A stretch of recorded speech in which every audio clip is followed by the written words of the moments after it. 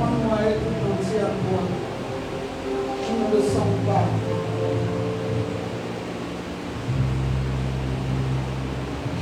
Alors que nous sommes des citoyens de ton royaume.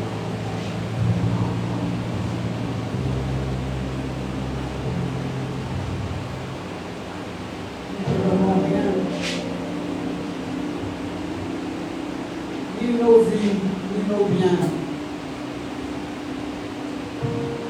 ni nos cœurs, ni nos pensées. Nous avons tout gardé. Et nous ne pouvons pas être des vrais citoyens du royaume. Nos vies, nos marches avec toi sont difficiles. Parce que nous ne sommes pas à notre place.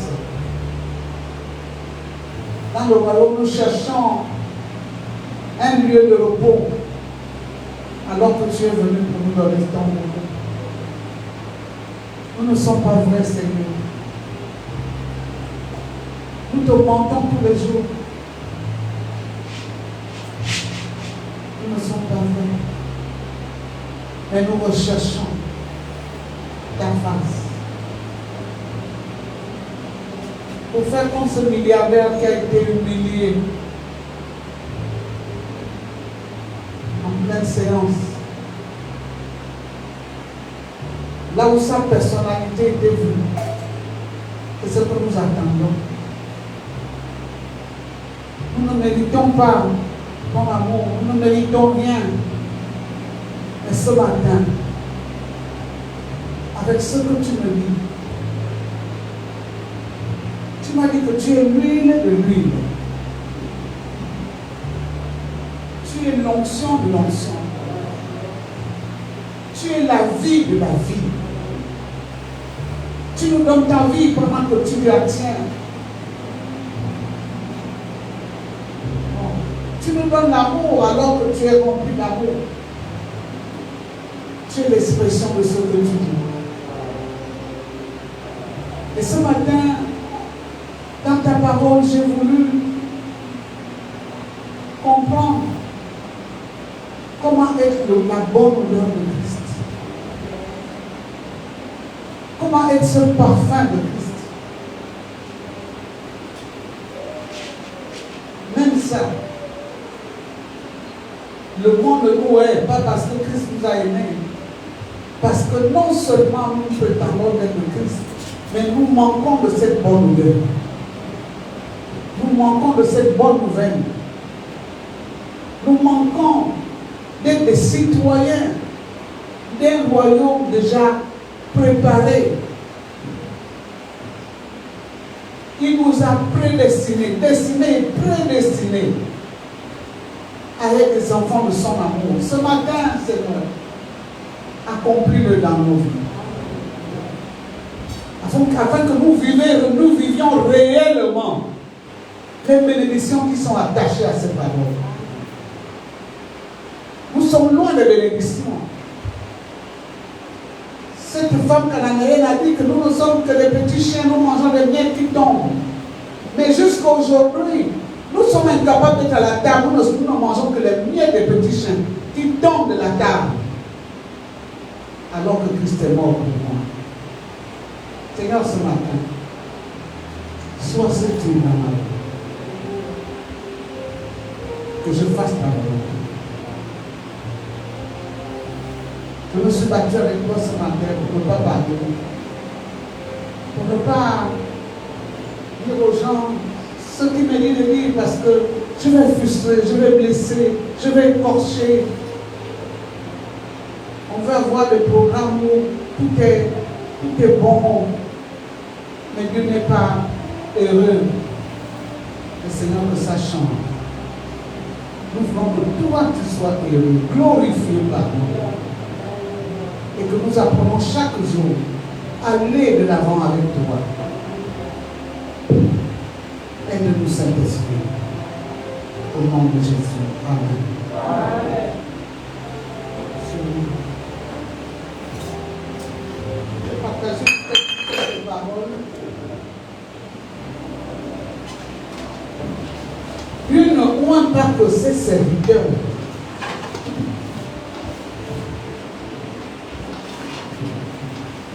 Dieu.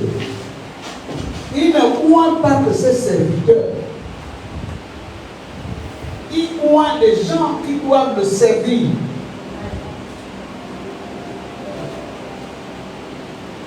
Puisqu'il a oint Cyrus, un roi païen, un monstre, un roi monstre païen, Dieu l'a oint.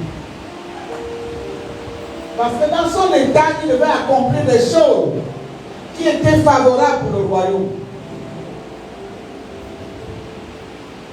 Lorsque nous pensons que, comment telle personne a fait pour faire telle chose, c'est Dieu qui le oint. C'est Dieu qui a envoyé Satan tourmenter la vie de Job. Mais pourquoi? Pour éprouver qu'il était son serviteur. Et nous voyons l'histoire de Job. Nous avons lu l'histoire de Job. Tout à l'heure, je parlais de la veuve. La veuve qui avait le ciel, dans 2 Rois 4.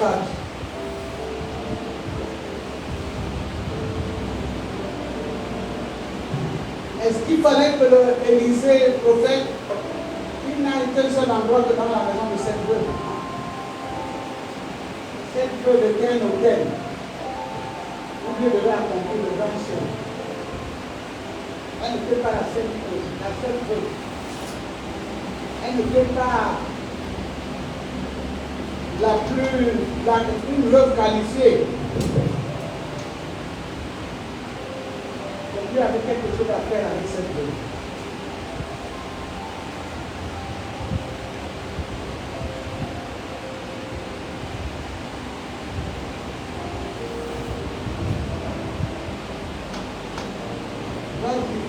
À partir du verset 1, on va prendre à partir du verset 1. Nous lisons la parole de Dieu dans 2 Rois 4, à partir du premier verset.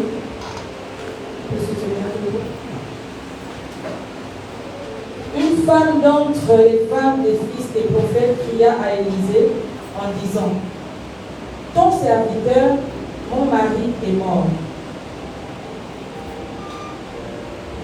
Et tu sais que ton serviteur craignait l'Éternel. Or, le créancier est venu pour prendre mes 2 enfants et en faire ses esclaves. Élisée lui dit: que puis-je faire pour toi? Dis-moi, qu'as-tu à la maison? Elle répondit: ta servante n'a rien du tout à la maison qu'un vase d'huile. Et il dit: va demander au dehors des vases chez tous tes voisins, des vases vides, et n'en demande pas un petit nombre. Quand tu seras rentré, tu fermeras la porte sur toi et sur tes enfants, tu verseras dans tous ces vases et tu mettras de côté ceux qui seront pleins. Alors elle le quitta. Elle ferma la porte sur elle et sur ses enfants. Il lui présentait les vases et elle versait. Lorsque les vases furent pleins, elle dit à son fils: présente-moi encore un vase. Mais il lui répondit: il n'y a plus de vase. Et l'huile s'arrêta. Alléluia. On peut s'asseoir rapidement. Il y a plusieurs choses dans ce texte. Qu'est-ce que cette femme avait chez elle? Elle n'avait plus rien. Est-ce qu'on peut trouver de l'huile dans nos maisons? Parce que pour que Dieu nous oigne, pour que Dieu nous remplisse, il faut que nous-mêmes nous ayons les dispositions où il y a quelque chose à multiplier. Cette veuve qui n'avait rien, elle dit: j'ai un produit, un vase. Elle dit que si j'ai un vase, avec ce vase, Dieu peut continuer à remplir ma vie. Alléluia. Mais nous travaillons à ce que nous ne gardons même pas un peu d'onction. Un peu d'onction, un peu de la parole révélée. Un peu de la connaissance de Christ. Un peu de la communion avec Christ. Un peu de la présence de Dieu dans nos vies. Un peu de l'interdit. On dit que nous fonctionnons sans rien garder. Au point que c'est par moment que nous avons la révélation de Dieu. C'est comme un sursaut. Aujourd'hui c'est lundi, on n'a pas pu de lundi. Mardi, on n'a pas pu. Mercredi, je verrai vendredi. Si je peux. Ça veut dire que le vendredi, même il se trouvera par un peu d'huile qui va te réveiller pour te rappeler de l'alliance avec Dieu. Pour que Dieu continue à multiplier le peu que tu as, le peu d'attachement, le peu de connaissance, le peu d'amour que tu as pour Dieu. Il n'y en a plus. Et quand il n'y en a plus, je fais quoi? Lui s'arrête.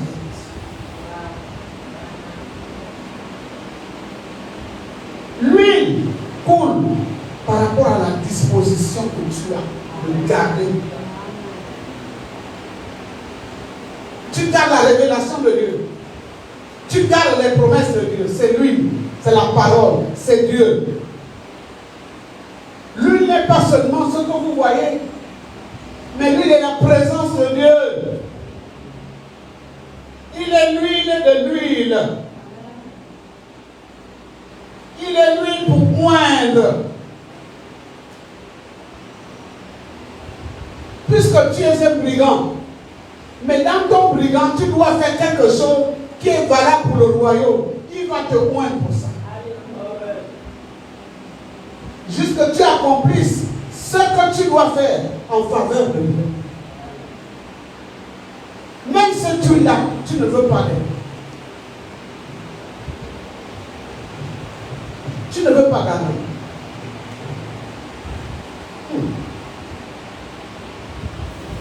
Qu'est-ce qu'on peut demander à Dieu dans ce petit ministère? On demande à Dieu un travail, on l'a. On demande à Dieu quelque chose de grand, on l'a. Même les miracles, on les a. Il n'y a personne qui est chômeuse. À moins que celui qui veut avoir le travail des chômeurs. Et le travail des chômeurs, c'est regarder dans la poche de l'autre. C'est envier l'autre. C'est avoir des projets de destruction pour l'autre. Ça, c'est le chômeur. Mais celui qui veut grandir, il cherche à faire quelque chose. Parce que pour qu'il n'y ait pas de chômeur dans une assemblée, tout le monde doit travailler. Il n'y a personne qui peut être ici en permanence parce que tout le monde travaille. Gloire à Dieu. Mais qui gagne? Dieu nous bénit pour nous faire.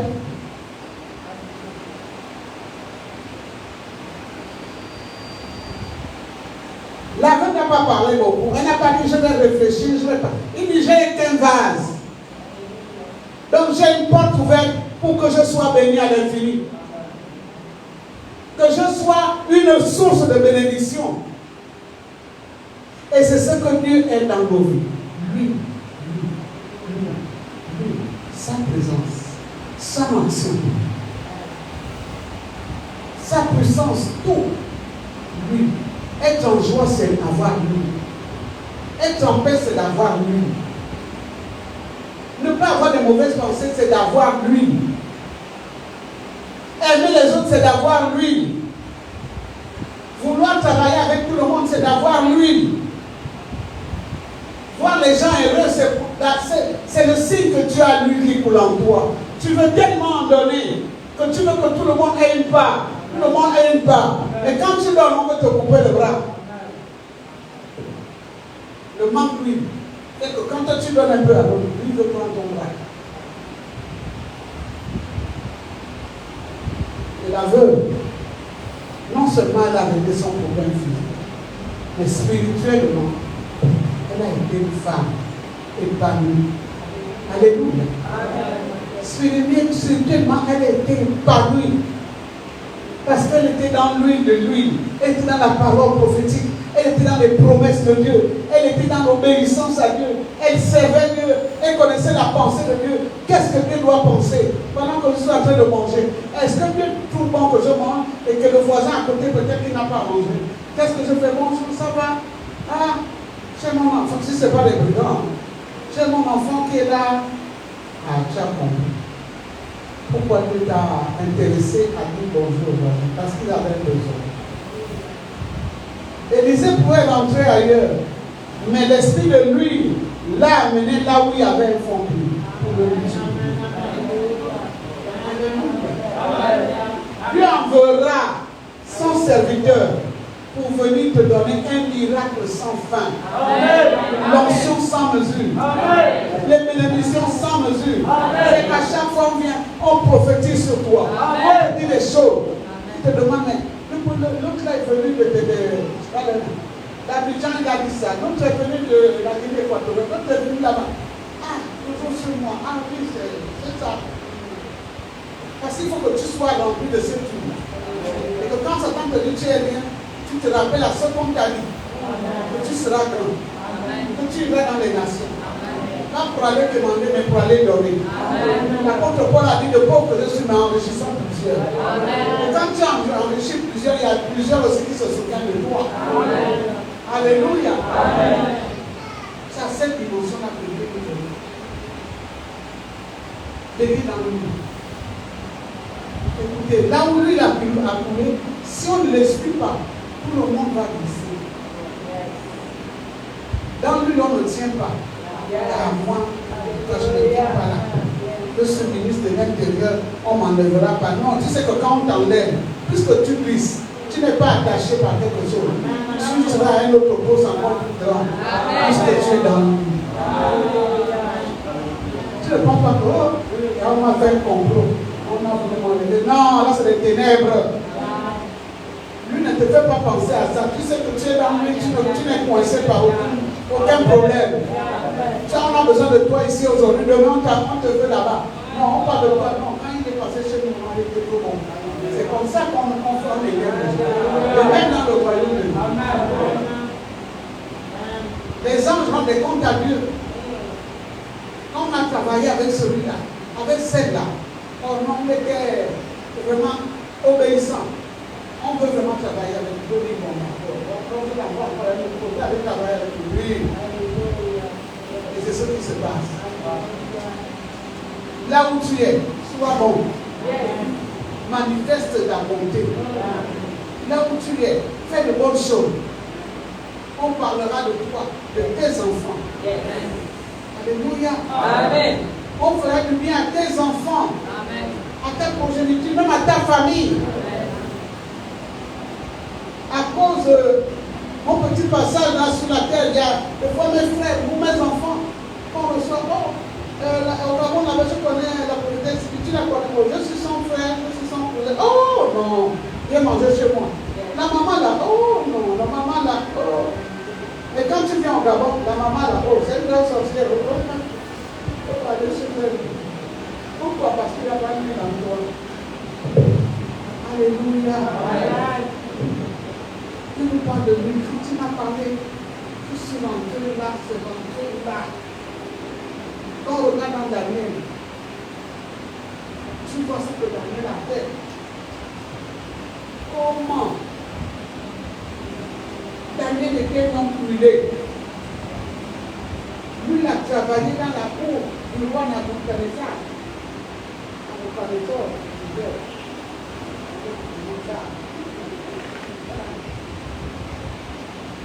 à cause de lui, il a été choisi dans son pays. À cause de lui, il a vaincu les rois. À cause de lui, il a accompli les grandes choses. Amené tout un royaume à Dieu. Alléluia. Amen. Lui, celui qui est lui, Dieu lui-même. Daniel chapitre 7, tu vas lire, verset 2 à 3. C'est difficile de le voir. On va prendre le texte on va d'abord prendre le texte d'Esaïe. Esaïe 45, verset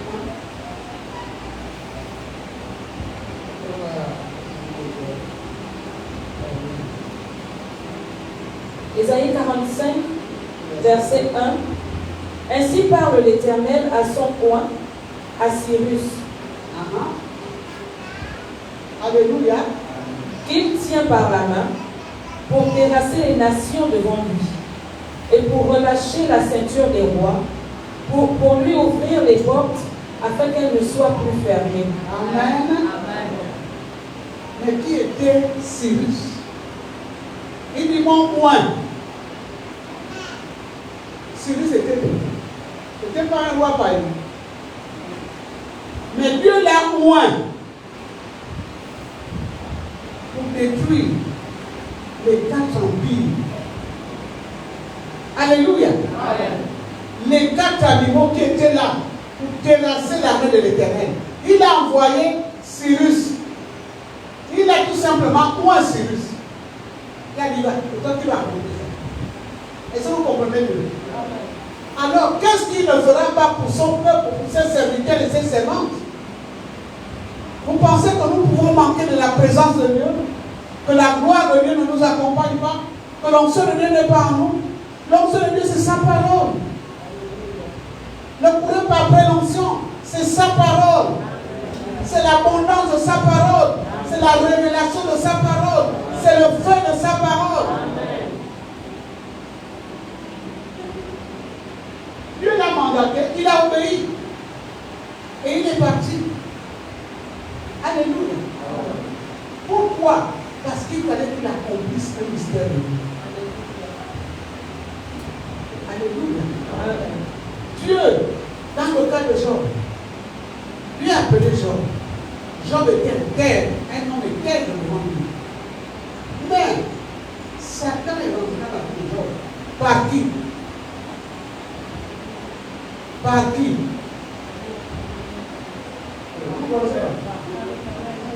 Hein?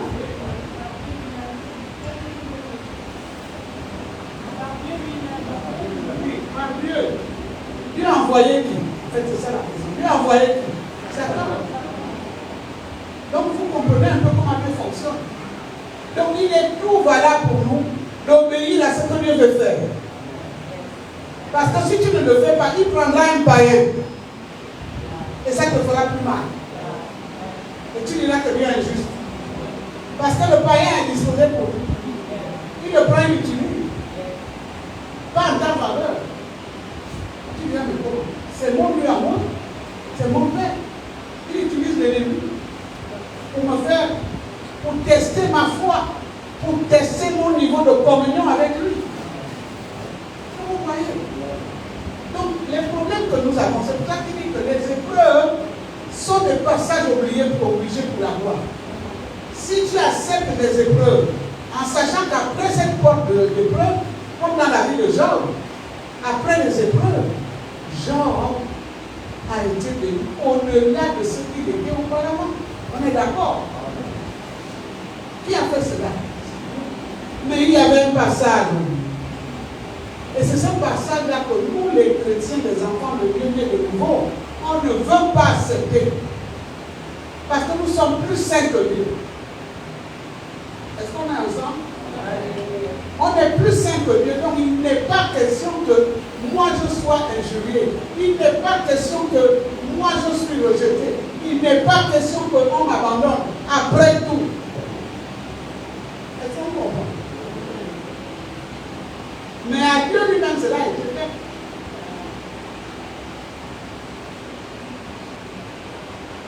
Abraham, nous connaissons tous le statut d'Abraham. Mais au prix de quoi? Alléluia. Au prix de quoi? Pourquoi il n'y a pas de son? Il n'y a pas. Au prix de quoi? Les promesses d'Abraham. Les prophéties d'Abraham. Qu'il a reçues de la part de Dieu lui-même. Au chapitre 22. Après qu'il ait laissé humilier par Dieu, il s'est abaissé. Il a dit, je ne suis plus. Je laisse Dieu sa place. Dieu, l'ange éternel est venu dire à Abraham, puisque tu as fait, tu es arrivé jusqu'à cette heure et tu ne m'as pas revenu. Voilà les promesses qu'on t'avait données. Que ton peuple sera comme les étoiles qui sont dans le ciel, comme le sable qui est sur le bord de la mer. Et pourtant, il avait déjà reçu ça. Mais ce n'était pas là. Il ne voyait pas, il ne pouvait pas toucher ça. Parce qu'il y a d'abord une épreuve à traverser. Donc, quand ton frère est dans l'épreuve, ou ta soeur est dans l'épreuve, quelle que soit la dimension de l'épreuve, il est toujours citoyen du ciel. Alléluia. On est ensemble. Amen. Sauf celui qui renie Christ. Quand tu renies Christ, bon, il ne va pas te rattraper de force. J'ai aimé l'histoire de... On m'a d'abord raconté, et puis les enfants m'ont envoyé la vidéo. Qui c'est? L'homme le plus riche du monde. Alléluia. Donc, plusieurs d'entre vous, vous avez vu cette vidéo-là. Vous avez entendu parler de ça. Alléluia. Amen. Vous ne regardez pas la télé. Hein? Ou bien les médias. Non, ce n'est pas toujours l'enfer.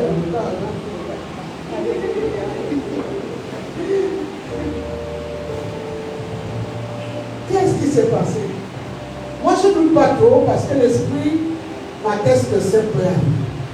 L'homme qui était plafonné. Plafonné.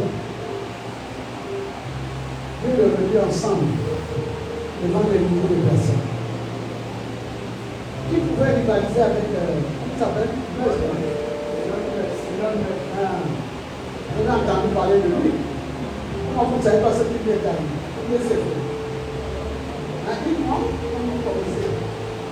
On peut parler, non? Amen. Ok, pasteur. Hein? Vous ne parlez pas. Alléluia. Amen. Je sais que vous connaissez, mais vous ne pouvez pas parler. J'ai vu ça et ça peut arriver. Puisqu'il est à la porte, il revient bientôt, ça peut arriver. Et ça va arriver. Un homme comme celui-là, ça allait dans la rue et prêche Jésus-Christ de Nazareth. Rien n'est impossible à Dieu. C'est dans ce sens-là que moi je prends ça. Alléluia. Et il a parlé de Jésus. Il a parlé de Jésus. Et il dit, je ne suis pas religieux, je ne suis pas ceci, je ne suis pas cela. Mais voilà ce que j'ai vu. J'étais mort. Voilà ce que j'ai vu. Je n'ai pas douté. Parce que je me dis, nous sommes dans les derniers temps, on entend beaucoup de choses. Ça aussi, ça peut arriver. Pourquoi on veut croire à tout? On ne peut pas croire qu'un homme aussi puissant ait vu Jésus-Christ de Nazareth. Vous pensez que Jésus se révèle seulement aux pauvres? Quelqu'un qui est malade à l'hôpital ne peut pas se révéler à un roi assis sous son trône. Alléluia, même pas la montre de Dieu. Ce que je voulais vous dire, c'est que la grandeur de Dieu doit nous amener à nous asseoir un moment, à regarder en disant, est-ce que j'ai quelque chose de plus que Jésus? Qui suis-je? Qui suis-je? Qu'est-ce que j'ai? Pourquoi tant d'orgueil en moi? Pourquoi tant de personnalité en moi? Réellement, sans Jésus, qui serais-je? Je serais quoi? Qui me connaîtrait?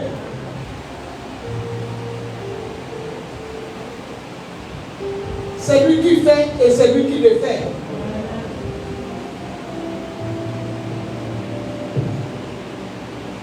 Et donc, il a un Cyrus, un roi païen. Pourquoi? Pour nous montrer que l'Écriture peut nous parler, que Dieu lui-même, ce n'est pas une histoire, c'est écrit, que Dieu a moi, il appelle Cyrus mon moi. C'est écrit, non? Et on connaît qui est Cyrus. C'est lui, mais Dieu blague quoi. Pendant que nous on maudit Cyrus, Dieu l'appelle mon moi.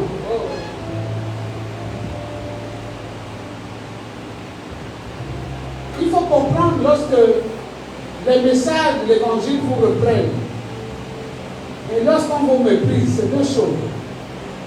L'évangile de Christ peut vous reprendre parce que Dieu connaît ta profondeur. Il peut te révéler en disant, voilà le chemin. Ne quittez le mauvais chemin, voilà le chemin. Il faut le comprendre. Il faut aussi comprendre que Dieu a la capacité, lorsqu'il te le dit, il a la capacité de t'aider à être transformé. Si tout simplement toi-même tu acceptes, c'est tout. C'est un accord. Tu acceptes d'être transformé par Dieu. Alors Dieu vient. Et si tu n'acceptes pas, il va te regarder. Il te dira, je suis venu à toi, tu ne m'as pas reçu. J'ai frappé à ta porte, tu ne m'as pas ouvert. Quand est-ce que tu es venu? Et lorsque tu as entendu l'évangile, tu as entendu parler de moi. On est venu dans ta maison te parler de moi. Tu as dit que tu n'es pas dans ces choses. C'était moi qui frappais à la porte de ton cœur. C'est tout simplement ça. Et quand tu décides, comme ce que j'ai vu ce matin, il m'a dit, je te montrerai le signe. Sur les enfants sur qui tu vas commencer à pleurer, ils seront ces enfants. Donc je n'avais pas d'effort. Je n'ai pas choisi personnellement. Je les voyais. Même s'il était encore là-bas, je pourrais dire, il manque un enfant. Il a même manqué un enfant, je ne sais pas. Il y a encore un enfant que je n'ai pas vu. Votre fille était là. J'ai prié pour elle. Parce que voilà. Parce que je ne voyais pas vraiment leur visage physique, mais l'esprit m'attestait. Parce que j'avais presque les yeux fermés, je ne voyais pas les larmes. Et c'était le choix que Dieu m'a mis. Ceux qui avaient été détournés, ceux que le diable a commencé à détruire, parce que les parents n'ont pas été sensibles au moment où Dieu a voulu déjà. Et l'histoire de... Excusez-moi, je vais parler ouvertement. Pour ceux qui connaissent. Et pour ceux qui ne connaissent pas, ou qui connaîtront, mauvais rapport.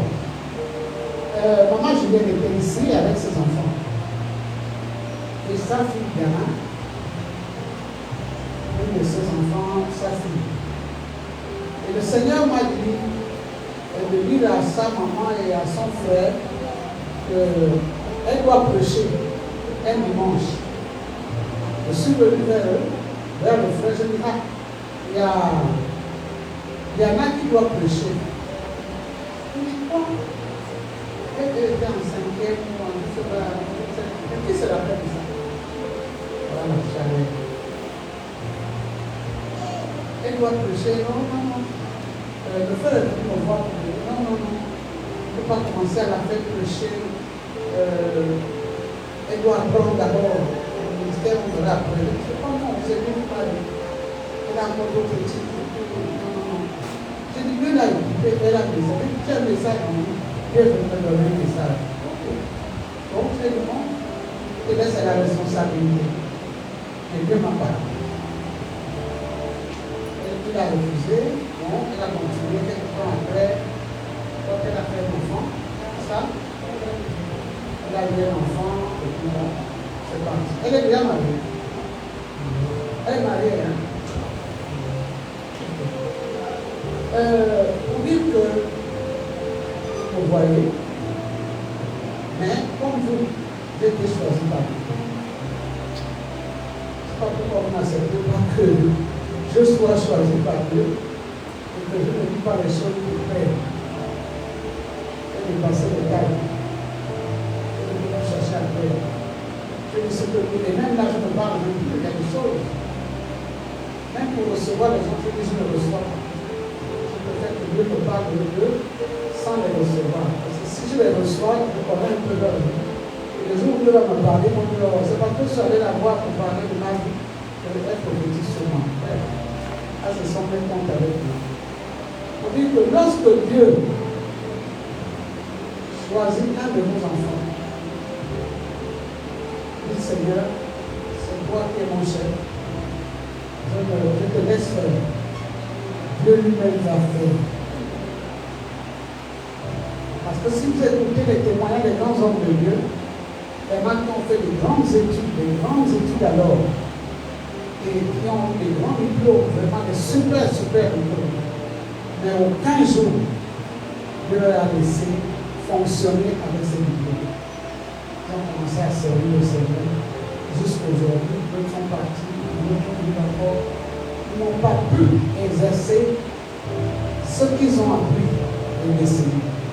Donc Dieu est libre de faire avec nous ce qu'il veut. La Bible dit que nous sommes son bien propre, nous lui appartenons. Comme ta voiture t'appartient, comme ta robe t'appartient, ton pantalon, c'est pour toi. Tu es libre de le porter, de ne pas porter, mais c'est pour toi. Et c'est ce que nous sommes. Alléluia. Amen. Alléluia. Amen. Je ne vais pas terminer le message.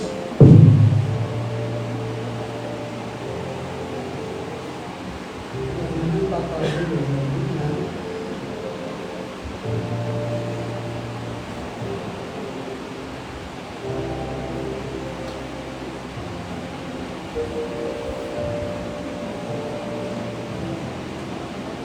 Je vais vous noter Esaïe 45. Vous allez le lire.